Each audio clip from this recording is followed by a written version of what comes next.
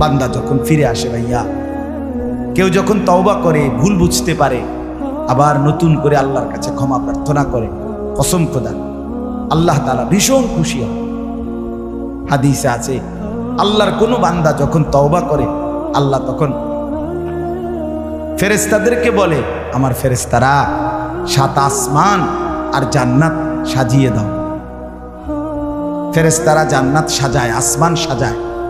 ফেরেশতারা ডেকে বলে, রব্বুল আলামিন কি হলো যে কারণে আসমান সাজাইলেন, জান্নাত সাজাইলেন? রব্বুল আলামিন তখন বলে, আসলাহাল আবদু মাওলাহু, এক ভেগে যাওয়া গোলাম আজকে তার মনিবের সাথে সম্পর্ক ঠিক করে ফেলেছে। আল্লাহ আল্লাহ বলে, আমার এক গোলাম আমার থেকে ভাইগে গেছিল রে, অনেকদিন ওই আমারে সেজদা দেয় নাই, আজকে দিছে। অনেকদিন সে আমারে ডাকে নাই, আমি খুব কষ্ট পাচ্ছিলাম। আমার বান্দা আমার হাতে গড়া, আমার দেওয়া নাক, চোখ, কান, আমার দেওয়া জবান, আমার দেওয়া জিহ্বা, আমার গড়া বান্দা আমারে ভুলে আমার থেকে ছুটে গেছে। আজ আমার সেই ভেগে যাওয়া বান্দা আমার কাছে ফিরে আসছে। লাল্লাহু আশাদ্দু ফারাহান বিতাওবাতি আবদি, নবী সাল্লাল্লাহু আলাইহি সাল্লাম বলেন, আল্লাহ তাআলা ভীষণ খুশি হয় বান্দা যখন তওবা করে। এজন্য যুবক ফিরে আসো, নওজোয়ান ফিরে আসো, নিজের ক্ষতি করো। আমি প্রত্যেক দিন বলি ভাইয়া, তুমি মরে গেলে হ্যাঁ পৃথিবীর কিচ্ছু আসবে, এই বন্ধুরা ধোকা ধোকা। একটা ফোলা ফাইন, তুমি মরলে খানা বন্ধ করতে হবে, কসম খোদা তুমি লেখা নাও।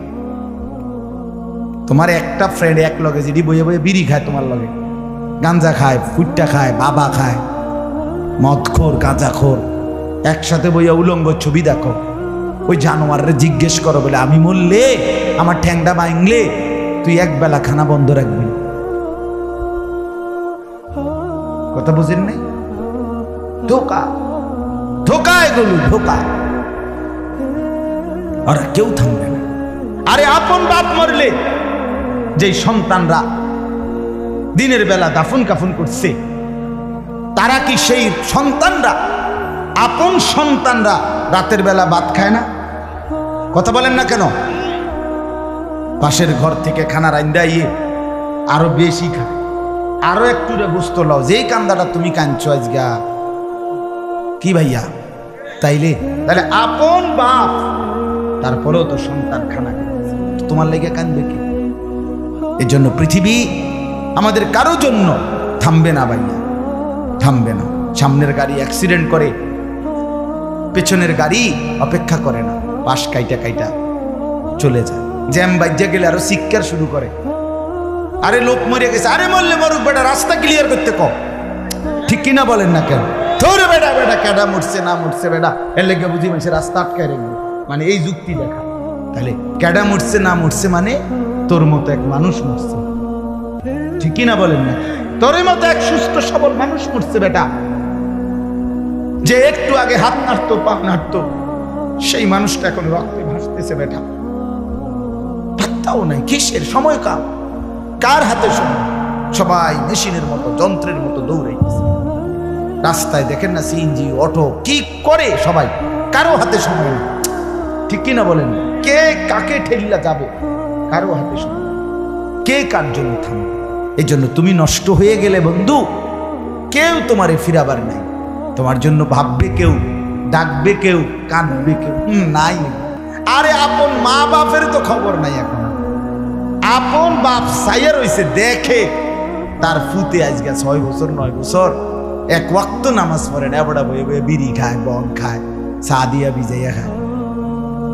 এবারটার মাইছ না সাইটার নামাজ পড়লে পড়ছে, না পড়লে রাতের ব্যাপার। বাবুরে টেহা দাও দিছে, টাকা দিলে খালাস। যদি সুতে টাকা দেয় বাপের কোনো অসন্তুষ্টি নেই, আর যদি টাকা না দেয় এবড়ার গজবে আল্লাহর আরশ কাঁপে। ফুতের উপরে লানত দিতে দিতে, অভিশাপ দিতে দিতে শেষ। কারণ টাকা দেয় না, টাকা দেয় না, পুরা গ্রাম হাইটা হাইটা তখন মানুষের কাছে বদনাম, এই ফোলাগারে মানুষ করছি আমি, এই ফোলার লাগিয়া জীবন যৌবন শেষ করছি, 12 লাখ টাকা সুদে লইয়া তারে আমি নিজে বিদেশ পাঠাইছি। কত বড় নিয়ামতের কথা। বেশরম মানুষ সুদে টাকা লই আবার মানুষের দ্বারে কও এত বড় হারাম কইরে আবার কইতেছ। হ্যাঁ, 12 লাখ টাকা দিয়ে ফোলা বিদেশ ফাটাইছি আমি, কিস্তি লইছি আমি, সুদে লইছি আমি, আর অন ফোলা গাও একটা টাকা দেয় না। তার মানে সম্পর্কটা হয়ে গেছে এখন টাকা পয়সার ভিত্তি। আখিরাত কোথায়? আখিরাত কোথায়? আমার মা বলছিলেন, আজীবন আমার আব্বা বলতেন, আলহামদুলিল্লাহ আমার আব্বা, আমরা 5 ভাই মাদ্রাসায় পড়ছি, 5 ভাই আলেম হয়েছি। আব্বা আজীবন বলতেন, আমার স্বপ্ন আমার ছেলেরা 5 জন আলেম হবে, আমার কবরের পাশে চারদিকে আমার ছেলেরাই দাঁড়াবে। এই বছর আমরা ঈদের 2 দিন পরে বাবার কবরের সামনে মসজিদে গ্রামে মাহফিল করছি। আমি বয়ান করছি, আমার বড় ভাই বয়ান করছে, আমার ছোট ভাই বয়ান করছে, আমার আব্বার, আমরা 5 ভাই 3 বোন, আমাদের ছেলে মেয়ে মিলে আর আমার মা বাইচা আছে, আমরা মোট 45 জন। আমার বাবার মা সহ, মা ছাড়া 44 জন, মা একজন 45 জন, একের গুণা 45 জন, 45, আলহামদুলিল্লাহ। একেবারে 45 জনের ছোট বাচ্চাটাও, একবারে 2.5 বছরের বাচ্চাটাও আলহামদুলিল্লাহ আল্লাহর নাম বলতে পারে। 2.5 বছরের মেয়েটাও ওই মজলিসে গেছে, আমাদের সবচেয়ে ছোট, সেও মাথায় হিজাব ছিল, আল্লাহর নাম বলেছে। দাদা ভাইয়ের কবরে দাঁড়াইছে, নানার কবরে দাঁড়াইছে। এই জন্য বললাম মা বাপদেরকে অনুরোধ করি সন্তানের প্রতি কদর করুন। সবাই মিলে ফিকির করে দেখেন, আয়াতের তর্জমাটা শুনে, তাইলে কথা শেষ। আল্লাহ তাআলা বলেন 25 নম্বর পারা কোরআন কারীমের 43 নম্বর সূরা, সূরাটার এই সূরার 7টা আয়াত, ব্যাখ্যা লাগবে না, শুধু তর্জমা শুনে তাইলেই বুঝবেন। আল্লাহ বলেন 74 নম্বর আয়াত থেকে পড়ছি, ইন্নাল মুজরিমিনা ফি আযাবি জাহান্নামা খালিদুন। আল্লাহ তাআলা বলে নিশ্চয়ই পাপীরা জাহান্নামের আযাবে চিরস্থায়ী থাকবে। ইন্নাল মুজরিমিনা ফি আযাবি জাহান্নামা খালিদুন, নিশ্চয়ই পাপীরা জাহান্নামের আযাবে চিরস্থায়ী থাকবে। কতদিন? এবার আল্লাহ আবার ব্যাখ্যা করে বলে, বান্দা বুঝেছো? লা ইউফাত্তারু আনহুম, 1 সেকেন্ডের জন্য বিরতি দেওয়া হবে না। জাহান্নামী চিৎকার করে বলবে, মাওলা আমারে মৃত্যু দিয়ে দেন। আল্লাহ বলবে না। জাহান্নামী বলবে, আল্লাহ একটু সময়ের বিরতি দেন, 10টা মিনিটের বিরতি দেন মাওলা। 24 ঘন্টার আগুন, আমারে 10টা মিনিট একটু আলগা থাকতে দেন, আমি যে আর পারছি না মাওলা, এতটা ভীষণ আযাব আমি যে আর সইতে পারছি না মাওলা, আর পারছি না। লা ইউফাত্তারু আনহুম, আল্লাহ বলেন 1 সেকেন্ডের জন্য জাহান্নামের আযাব, আগুন বিরতি দেয়া হবে না। ফাতরা মানে কি নাই বিরতি। আহুম ফীহি মুবলিসুন, এরপরে আল্লাহ বলেন জাহান্নামী এই দীর্ঘ 24 ঘন্টা অনন্তকাল আযাবের মধ্যে থাকবে। কেমনে থাকবে? মুবলিসুন, বিষণ্ণ হয়ে, উদাস মনে। কোনোদিন চেহারায় 1 সেকেন্ডের জন্য হাসি ফুটবে না, কোনোদিন আর সুখের নাগাল পাবে না। আজ তো বন্ধু রাত কেটে ভোর হয়, ভোর গিয়ে রাত হয়, অন্ধকার আলো হয়, আলো অন্ধকার হয়। যে হাসে সে কাঁদেও, যে কাঁদে আবার সে হাসেও, ঠিক না? কিন্তু রব্বুল আলামিন বলেন ওয়াহুম ফীহি মুবলিসুন, জাহান্নামীর মন, জাহান্নামীর চেহারা বিষণ্ণ, উদাস, সব সময় হাসিবিহীন থাকবে, কোনো সেকেন্ড হাসতেই পারবে না। এবার আল্লাহ নিজে বলবেন মলিন চেহারা দেখে জাহান্নামীকে, জাহান্নামীর চিৎকারে আল্লাহ নিজেই বলবেন ওমা যালামনাহুম, জাহান্নামী নাফরমান, আমি কিন্তু তোর উপরে মোটেই জুলুম করি নাই। আমি রাতও দিয়েছি বান্দা, দিন দিয়েছি, আমি সুযোগ দিয়েছি, সময় দিয়েছি। 8টা বাজে এশার আজান হয়েছে, এখন বাজতেছে রাতের 11:30। তাইলে আমি কিন্তু হায়াত 3.5 ঘন্টা তো দিয়েছি। আর এশার নামাজ পড়তে তো 3.5 ঘন্টা সময় লাগে না? লাগে। আমি তো ফজরের ওয়াক্ত আসার পরে ওয়াক্ত শেষ হওয়া পর্যন্ত প্রায় 1.5 ঘন্টা সময় দিছি। 4 রাকাত নামাজ পড়তে তো 1.5 ঘন্টা লাগে না? আমি তো জোহরের আজান হওয়ার পরে জোহরের ওয়াক্ত প্রায় 2.5 ঘন্টা, 2 ঘন্টা তো দিয়েছি। জোহরের নামাজ পড়তে তো বান্দা 2.5 ঘন্টা লাগতো না? হ্যাঁ। আসরের নামাজ 4 রাকাত নামাজ পড়তে তো 1.5 ঘন্টা লাগে না? তাহলে বলো না বান্দা, আমি কি কোনো জুলুম করেছি কিনা বলো?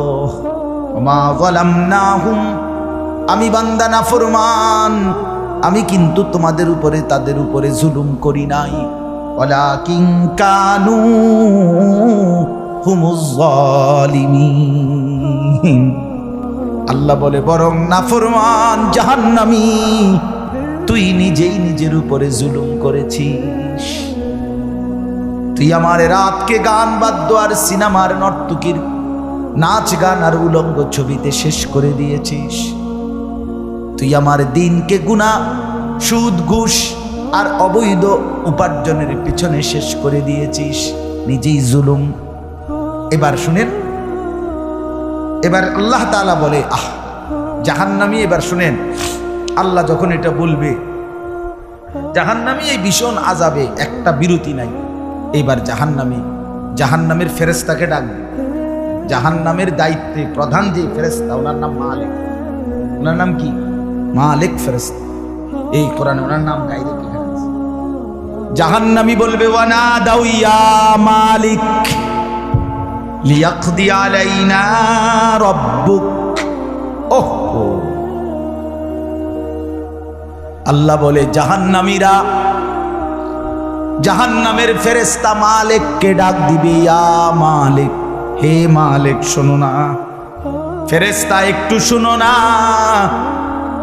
লিয়াকদি আলাইনা রাব্বুক, ফেরেশতাকে বলবে, ফেরেশতা তোমার রব, তোমার আল্লাহকে একটু বলো না এমন কষ্টের আযাব না দিয়ে আমারে চিরতরে একবারে শেষ করে দিতে। আমি যে আর পারছি না। লিয়াকদি আলাইনা রাব্বুক, বলো না ফেরেশতা, তোমার মাওলাকে বলো না, তোমার রবকে বলো না আমারে একদম শেষ করে দিতে, আমারে মৃত্যু দিয়ে দিতে। আমি যে আর পারছি না। কেমনে সইব এত গরম, কেমনে সইব এত আযাব? ফেরেশতা তখন বলবে ক্বালা ইন্নাকুম মাকিসুন। ফেরেশতা বলবে না, নাফরমান পাপী, এই জাহান্নামী তোকে অপেক্ষা করতে হবে, মৃত্যু হবে না। আল্লাহ বলবেন লাকাদ জিনাকুম বিল হক, আমি তো বান্দা সত্যের বাণী, সঠিক বাণী বারবার তোমার কাছে নিয়ে এসেছিলাম। একবার বেলায়েতুল্লাহ বলছে, একবার আনিসুর রহমান বলছে, বারবার বারবার বারবার আমার কত বান্দা দিয়ে, কত ইমাম, কত খতিব, কত আলেম, কত বুজুর্গ দিয়ে আমি তো সত্যের বাণী, কোরআনের বাণী, এই জাহান্নামের কথা বারবার তোর কাছে বলাইছিলাম বান্দা। ওয়ালাকিন্না আকসারাকুম লিল হাক্কি কারিহুন, কিন্তু তোমরা তো অধিকাংশই আমার সত্যের আহ্বান, আমার কোরআনের আহ্বানকে অপছন্দ করেছ। পাত্তা দিস এত মাতিস হুজুরাই তার কইবই মাতিস, তাই আছে না এমন ব্যর্থ মিজলো কথা বলে না? অনেক বুড়া মানুষও আছে, বুড়া মানুষ। আর রাখো হুজুররা যত পায় এত না, কিছু কইতে লাগলে বাড়াইয়াও কয় বেটা হুজুররা বেড়ায়। কথা বলেন না কেন? হ্যাঁ, আরে রাখ আল্লাহ ভরসা বেটা, আল্লাহ ভরসা কিতা, আল্লাহ ভরসা কিতা মানে আল্লাহ কি, আল্লাহ কি হিসেবে ভরসা আমি এটা আবার বুঝাই। আল্লাহ বলছে বান্দা তুমি বিড়ি খাইতে থাকো আমি ভরসা, হ্যাঁ এমনি আল্লাহ বুঝে নাকি? তুমি টেলিভিশনে নাচ গান প্রত্যেক দিন বিকালে নর্তকী দেখো আমি ভরসা, এটা নিয়ে আল্লাহ কইছে। তো আপনি কিতা কইলেন কি আল্লাহ ভরসা কিতা কি বুঝাইতে চাইলেন? হ্যাঁ আল্লাহ ভরসা মানে কি? মানে আপনি গুনার উপরে মৃত্যু পর্যন্ত টিকে থাকবেন আর আল্লাহ ভরসা, এটাই না? নবী সাল্লাল্লাহু আলাইহি সাল্লাম সুপারিশ করবেন মানে কি? নবীজি সুপারিশ করবেন এই কথার অর্থ কি? এই কথার অর্থ এই যে উম্মত তুমি বিড়ি সিগারেট মদ জুয়া চুরি ডাকাতি জিনা ব্যভিচার নাচ গান সুদ ঘুষ তোমার যে দুর্শল্যে কুলা মৃত্যু পর্যন্ত শেষ মুহূর্ত পর্যন্ত তুমি করতে থাকো, আমি সুপারিশ করে করে তোমার বেহেশতে দিব, এই তো অর্থ না? তো কি তা আপনি বলেন আমারে কি আসলে কি? আরে মুসলমান খুব বেশি খামখেয়ালি, খুব বেশি খামখেয়ালি। এবার দেখেন একটা শক্ত কথা আল্লাহ বলছে, আম আবরামু আমরান ফাইন্না মুবরিমুন।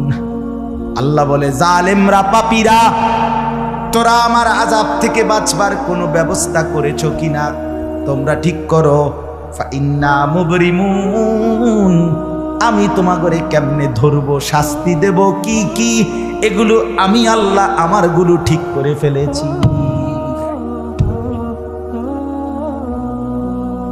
যে আম আবরামু আমরান, তারা কি কোনো ব্যবস্থা করেছে কিনা জিজ্ঞেস করেন। ফাইন্না মুবরিমুন, আমার ব্যবস্থা আমি করে রাখছি। বুঝেন নাই কথাটা? আল্লাহ বলেন আমার শাস্তি দেব কি কি, আমার আযাব দেব কি কি আমি সব ঠিক করে রাখছি জাহান্নামে। তুমি বান্দা বাঁচবা কেমনে তোমারটা তুমি ঠিক করছো কিনা বলো। এবার শেষ আয়াত, আম ইয়াহসাবুনা আন্না লা নাসমাউ সিররাহুম ওয়া নাজওয়াহুম। আল্লাহ বলে নাফরমান পাপীরা জালেমরা দুশমনরা মনে করে আমি তাদের গোপন কথা অন্ধকারের গোপন পরামর্শ একেবারে চুপচাপ নিরিবিলি কথাগুলো আমি শুনতে পাই না। কারণ ইয়ারফোন লাগাই রাখছে না, কানের মধ্যে দুইটা বল্টু লাগাইলে তার আল্লাহ শুনে না, কথা কয় না। হ্যাঁ আল্লাহ জিজ্ঞেস করছে তুমি এই ভাবছো না তুমি যে কানের মধ্যে গান শুনবার টাইমে ইয়ারফোনের বল্টু লাগাইয়া রাখো, তুমি মনে করছো না ফরমান মাইনসে না শুনে না, তো মাইনসে যখন শুনে না আমিও শুনি না নাকি? জবাব দেন ওই যুবক, বলো না মিয়া।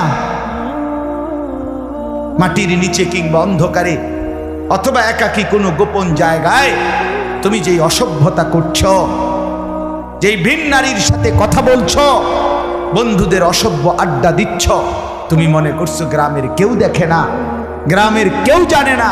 আল্লাহ বলে তাহলে তুমি কি এই ভেবেছ যে আমি আল্লাহও জানি না? বালা, হ্যাঁ আল্লাহ বলেন আমি জানি, আমি শুনি, আমি দেখি। আর অরসুলুনা লাদাইহিম ইয়াকতুবুন, আমার পক্ষ থেকে মনোনীত ফেরেশতা ডান কাঁধে বাম কাঁধে তারা কিন্তু সাথে সাথে 24 ঘন্টা ইয়াকতুবুন লিখতেছে লিখতেছে লিখতেছে লিখতেছে কি না বলেন? ডান কাদের আর বাম কাদের ফেরেশতাকে তুমি তোমার থেকে আড়াল করবা কেমনে? বলেন না কেন? কেমনে আড়াল করবে? সুযোগ আছে কারো? আল্লাহ আমাদেরকে বুঝ দান করে। অতএব বাপ জাহান্নামীর আত্মচিৎকার শুনলে না, জাহান্নামী আল্লাহকে ডাকবে, জাহান্নামী ফেরেশতাকে ডাকবে, জাহান্নামী একটু আযাবের হালকা করতে চাইবে, জাহান্নামী মৃত্যু কামনা করবে, জাহান্নামী কতভাবে যে বাঁচতে চাইবে, কিন্তু কসম আল্লাহ বাঁচতে পারবে। এজন্য দয়া করে রাত গভীরে মেহেরবানি করে চলেন প্রত্যেকে ইনশাআল্লাহ। সিদ্ধান্ত শেষ পর্যন্ত যে কয়জন যুবক টিকে রইলা, বসে রইলা, ভাইয়া তোমাদের কাছে অনুরোধ, আজকের থেকেই বদলাও ভাইয়া। আগামী দিনে মুসলমানের জন্য, ইসলামের জন্য খুব বেশি যুবকের দরকার। তোমরা না আগাইলে, তোমরা না ফিকির করলে আগামী দিনে ইসলামের জন্য লড়বে কে? সারা পৃথিবী ইসরায়েলের ইয়াহুদিদের জুলুম অত্যাচার এখনো তো শেষ হয়। সেই গত বছর অক্টোবর মাসে ফিলিস্তিনের মুসলমানদের উপরে বোম্পিং অত্যাচার শুরু হয়েছে। অক্টোবর, নভেম্বর, ডিসেম্বর, জানুয়ারি, ফেব্রুয়ারি, মার্চ, এপ্রিল, আজকে 7 মাস চলতেছে, এখনো বন্ধ হয়। আজকে 7 মাস যে মানুষগুলো যাদের কোনো ঠিকানা নাই, নারী, পুরুষ, বাচ্চা, কোলের বাচ্চা, বলেন ভাইয়া 7 মাস তারা কি পরিমাণ মানবেতর জীবন যাপন করতেছে। এই রমজানেও ফিলিস্তিনের মাসুম বাচ্চা খাবারের অভাবে, ইফতারের অভাবে ঘাস চাবাইছে। এটাও তো ছবি আসছে, ঘাস চাবাইছে। আমার বাচ্চাটা 2.5 বছর, একটা মেয়ে আমার সাথেই ঘুমায় রাত্রে, প্রায় সময় রাত্রে উঠা এই 2 ঘন্টা আগে হঠাৎ উঠে পানি ঘামো, পানি ঘামো। আমি সবসময় আমার বালিশের পাশে, খাটের পাশে পানি রাখি। তাহলে আমার এই ছোট্ট মাসুম বাচ্চা যখন পানি চায়, আমি তার পানি দিই। ফিলিস্তিনের এই ছোট বাচ্চা যদি তার মার কাছে পানি চায়, সে মা কোত্থেকে পানি দিবে? আমার ছেলেটা 6 বছর 7 বছরের, ওরা দুইজন, এই ছোট মেয়েটা আর এই ছেলেটা সারাক্ষণ বাসায় এই একবার এটা খাই, ওইটা খাও, ওইটা খাও। আমার এই কত সময় ফোন দিয়ে, আবু এটা আইন, ওইটা আইন। ওই দিন রাতের বাজে 1টা, আবু মালটা আইন। আমি 1 কেজি মালটার জন্য 3 বাজারে গেছি, রাতের বাজে গেছে 1টা 2টা, কোথাও দোকান খোলা নাই। আমি দেখলাম বাসায় আমার ছেলেটাও মেয়েটাও এই ছোট, কসম আল্লাহ, আমি গেট খুলছি, দরজা আমার জন্য দৌড়ে দাঁড়ায় আছে, মালটা আনছি। আমি জড়ায় ধরে বললাম যে আব্বা কোথাও পাইনি, একটা দোকানও খোলা নেই। মানে আমি তো জানি সকালে আনতে পারবো, ঠিক না, শুধু রাতে আনতে পারি নাই, এটাই আমার কাছে এতটা কষ্ট লাগছে। তো যেই বাবা, যেই মা ওই মাসুম বাচ্চাদেরকে আজকে 7 মাস খাবার দিতে পারে না, ওই বাচ্চাটা, ওই বাবার কলিজার কি হালাত। এমন পরিণতি যদি আমাদের হয়, এমন পরিণতি যদি তোমার ছেলের বেলায় হয়, বলো যুবক, তোমার বিয়ের পরে থেকে যদি শুরু হয়, তোমার বাচ্চা হওয়ার পর থেকে যদি শুরু হয়, তখন কি হবে? এজন্য আল্লাহকে নারাজ না, আল্লাহকে নারাজ না, দয়া করে ফিরতে চাই, আমরা ফেরাইতে চাই, নিয়ত করি ইনশাআল্লাহ। ঠিক আছে না? ইনশাআল্লাহ নতুন করে ভাবো, সবাই একসাথে ভাবা পারবা না। যেই যুবকদের ফিকির আছে, বুঝ আছে, দিমাগ আছে, তুমি নামাজ পড়ো, ইনশাআল্লাহ ভালো হবে। তো মোবাইল প্রয়োজনে ব্যবহার করো, যার যেটুকু প্রয়োজন এটুকুই। শুধু শুধু নারীর ছবি, নাচ, গান, অস্থির দৃশ্য কোনো দরকার নাই। আর হিম্মত করে নামাজ, মরি বাসি, এত বেজ্জুতি কথা শোনার চাইতে, এত কষ্টের চাইতে, পরকালের অশান্তির চাইতে নামাজ পড়বো আমরা। দেখবেন ছেলেরা, তোমরাও হিম্মত করে শুরু করলে 5 ওয়াক্ত নামাজ ওষুধের মতোই মনে করো না, বিষ ওষুধ, তিতা ওষুধের মতো। দেখবে 1টা মাস যদি কেউ একটু জন্মা যে মরি বাসি নামাজ পড়মুই, কসম একসময় এটা মজাদার হয়ে যায়। সেজদা দিলে খুব মজা হয়, সেজদা দিলে বান্দা আল্লাহ পিঠে মাথায় আদর করে হাত বুলায়, খুব আদর করে, আল্লাহ খুশি, বান্দাকে কোলে তুলে নেয়, আদর করে। এই জন্য আমরা দয়া করে ইনশাআল্লাহ নামাজ পড়ি। পর্দার আড়ালের মা বোন যারা আছেন, মা আপনি যদি বেপর্দা হন, আপনিও শেষ হইলেন, এলাকার ছেলেগুলোকেও নষ্ট করলেন। একজন বেপর্দা নারী শুধু নিজে গুনাহগার, সে অসংখ্য মানুষকে পাপে অংশগ্রহণ করায়। এই জন্য একজন বেপর্দা নারী সে সরাসরি জাহান্নামের ফেরিওয়ালা। সে কিসের ফেরিওয়ালা? জাহান্নামের ফেরিওয়ালা। সে জাহান্নামের ফেরিওয়ালা, আগুনের ফেরিওয়ালা। কারণ সে তো তার রূপ যৌবন দেখাইতেছে, ফেরিওয়ালার মতো পিছনে পিছনে ডাকতেছে অসংখ্য যুবককে, দেখো আমাকে, বরবাদ করো নিজেকে, বরবাদ করো নিজের চরিত্র, বরবাদ করো নিজের কবর, বরবাদ করো নিজের আখেরা। তাহলে সে গুনাহের ফেরিওয়ালা। সে জাহান্নামের ফেরিওয়ালা, সে অসভ্যতার ফেরিওয়ালা। এই জন্য একটি সমাজের মধ্যে সবচেয়ে নিকৃষ্ট বেপর্দা না। আল্লাহ তাআলা আমাদের মা বোনদেরকেও হেফাজত করুন। আজকের মাহফিল যে যুবকরা সাজাইছে, আল্লাহ তাআলা সমস্ত নওজওয়ানদেরকে কবুল করে। বাস্তবতা হইল আসলে 4-5 মাস, মেইন শীত সিজন 4 মাস 5 মাস। এখন 5 মাসে যদি 30 দিন করে হয় তাহলে হলো 150 দিন। যদি প্রতিদিন 2টা করে মাহফিল দিতে হয়, দেওয়া যায়, তাহলে 300 মাহফিল মনে করেন। এখন মাহফিলের কাগজ আমার গাড়িতে এখনো আছে মনে হয় কমপক্ষে 1,500-2,000। এটি আমি ফরে রয়েছে কাগজ, ব্যাগ ভরা এতটি কাগজ। আমি কি করতে পারি? কেমনে দাও, কিভাবে দাও? আচ্ছা, সারা বাংলাদেশ তো নবীনগরকেই বলে, ঠিক না? বাংলাদেশ মানে তো নবীনগর। এমনি বলেন সারা দেশ থেকে এই মাহফিল নিয়ে কাবজা, কত মানুষের আবেদন, অনুরোধ, কাকুতি মিনতি। এরপরও আমাদের এই মুফতি বেলায়েতুল্লাহ সাহেব এবং আমাদের এই নবীনগর এসআর মসজিদের ইমাম মকবুল ভাই, মাওলানা মকবুল সাহেব, এরা সবচেয়ে বেশি মাহফিলে কম না। আলহামদুলিল্লাহ, আমি চেষ্টা করছি, ওনাদেরকে অনেকগুলো মাহফিল দিচ্ছি, আরো দেওয়ার ফিকির আছে, কিন্তু আসলে সময় একদমই অল্প। মূলত খুব বেশি ডেট নাই, কুলাম যায়, এই জন্য এই সময় দিতে হচ্ছে। ওই ভাই ইমাম সাহেব অনেক অনুরোধ করছে, আমারও মনে আছে, ওখানে বারবার বেশি অনুরোধ করছে। এই জন্য যাক, আল্লাহর দয়া আশা হয়েছে। আমি আপনাদের জন্য দোয়া করি, আপনারাও আমার জন্য দোয়া করি। আল্লাহ তাআলা আমাদের সবাইকে মিলেমিশে দ্বীনের কাজে অংশগ্রহণ করার তৌফিক দান করেন। আমিন।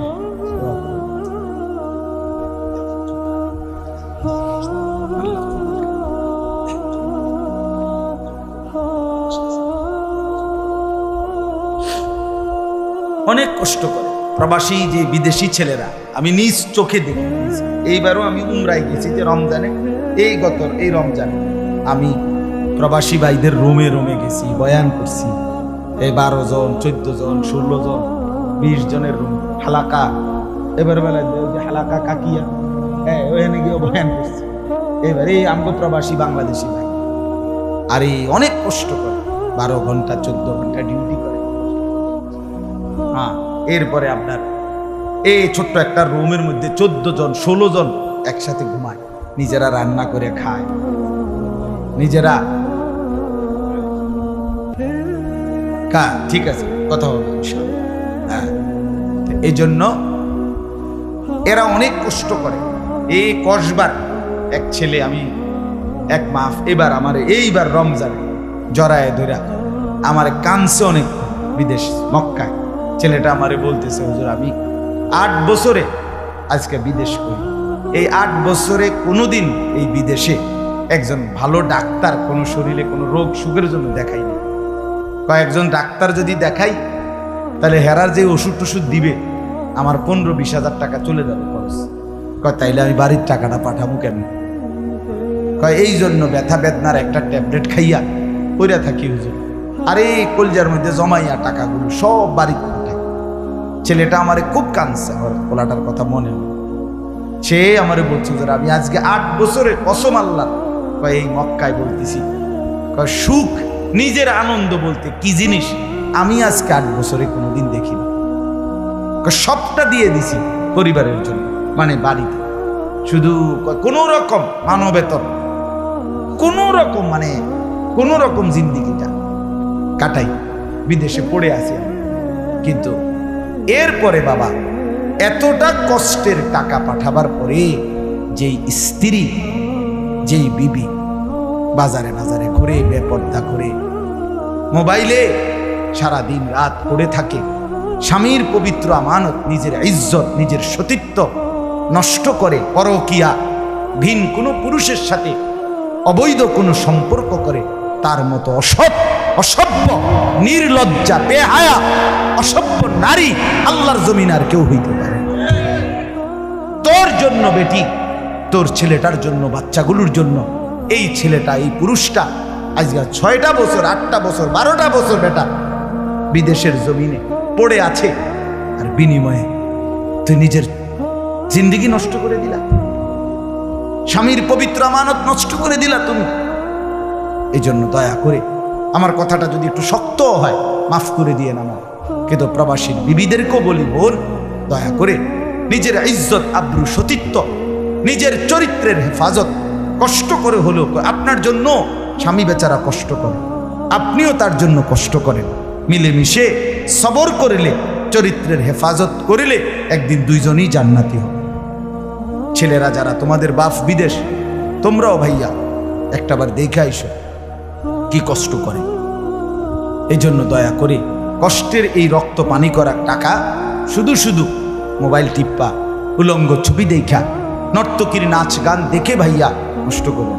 এত বড় জুলুম বাপের উপরে কইরো না, আল্লাহ সইবেন। এত বড় জুলুম কইরো না, একদিন তুমি কষ্ট পাই, একদিন তোমার উপরে এই মুসিবত আসবে। আল্লাহ আমাদের ছেলেদেরকেও হেফাজত করেন। মসজিদের কাজ আমি নিজেও দেখছি, আলহামদুলিল্লাহ মসজিদের কাজ চলতেছে। দয়া করে সবাই মিলে মসজিদের দিল খুলে দান করবেন। মনে রাখবেন হাদিসের মধ্যে আছে, আল্লাহ নবী সাল্লাল্লাহু আলাইহি সাল্লাম বলছেন, ইসরাফিল যখন ফু দিবে কিয়ামতের দিন সব কিছু ধ্বংস হবে, হবে কি না? কথা বলেন না। ইল্লাল মাসাজিদ, নবীজি বলছে মসজিদ ব্যতীত। ইসরাফিল ফু দিলে আসমান জমিন চন্দ্র সূর্য ঘর বাড়ি দালান বিল্ডিং পাহাড় নদী সব চুরমার হয়ে যাবে, মসজিদ ভাঙবে না। বোতলে মসজিদ কি হবে? এক মসজিদ আর এক মসজিদের সাথে লাগবে, মিশবে আর কি, মিশা সব মসজিদ কাবা ঘরের সাথে মিলবে, একসাথে আল্লাহর ঘর কাবা সহ একসাথে সবগুলো জান্নাতে চলে যাবে। এরপর এই জন্য মসজিদের দান যে করলেন, আপনি মসজিদে টাকা পয়সা দান করলেন, যে এই মসজিদ আপনি বেশ দিকে দেখবেন, আর এই যে আমরা কেন মসজিদ বুঝেন, এই জন্য মসজিদের দান শেষ হয় না। মসজিদের দান কি হয় না, শেষ হবে না। আপনি দিয়ে যাবেন, এ আগে দিছেন আবার দিবেন, সামনেও দিবেন, ঠিক আছে ইনশাআল্লাহ। সবাই সহযোগিতা করেন। ভবিষ্যতেও ছেলেরা তোমরা নিজেদের এই মাহফিল আন্তরিকতার সাথে মিলেমিশে চালু রাখো, চেষ্টা করবা। আমরাও যদি কখনো আবার সুযোগ পাই আসার চেষ্টা করব। আরও ওলামায়ে কেরাম বেলায়েত ভাইয়ের সাথে কথা বললে ফিকির করে দেবে ইনশাআল্লাহ, চেষ্টা করে দেবে। আল্লাহ তাআলা সবাইকে কবুল